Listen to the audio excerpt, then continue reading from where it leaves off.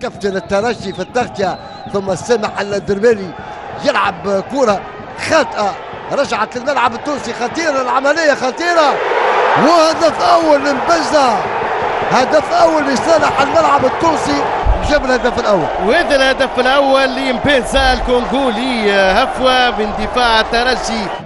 كرة تماس،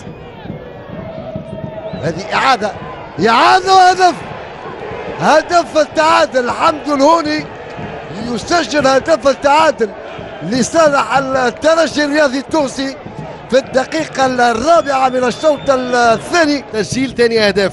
هذه كرة من يوسف البلايلي لبلاد التمهيد، ريس البدري،